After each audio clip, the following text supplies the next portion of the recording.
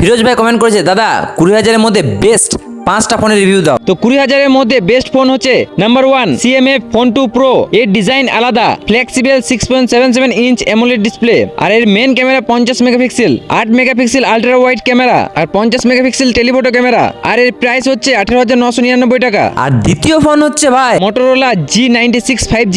এখানে তুমি 144 hertz display পেয়ে যাবে। আর এর ক্যামেরা ভাই খতরনাক দিয়েছে, মেন ক্যামেরা 50 মেগাপিক্সেল সোনি লেন্সের সাথে। নেক্সট ফোন হচ্ছে ভাই রিয়েলমি P3 প্রো। পারফরমেন্সের দিক থেকে নাম্বার 1, 8 লাখেরও বেশি অন্তত স্কোর আর 6000 mAh পাওয়ারফুল ব্যাটারি পেয়ে যাচ্ছ। আর এই ফোনটা তুমি 19,999 টাকায় বাই করতে পারবে।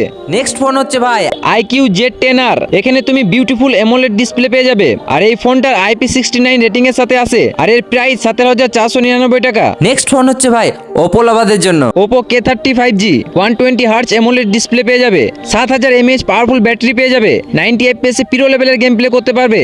আর এই ফোনটা 17,999 টাকায় বাই করতে পারবে। আর লাস্ট ফোন হচ্ছে ভাই স্যামসাং গ্যালাক্সি M36 5G।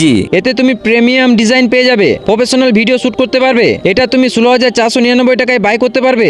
এবার তুমি নিচে কমেন্ট করে বলো এদের মধ্যে তোমার কোন ফোনটা বেস্ট লাগলো।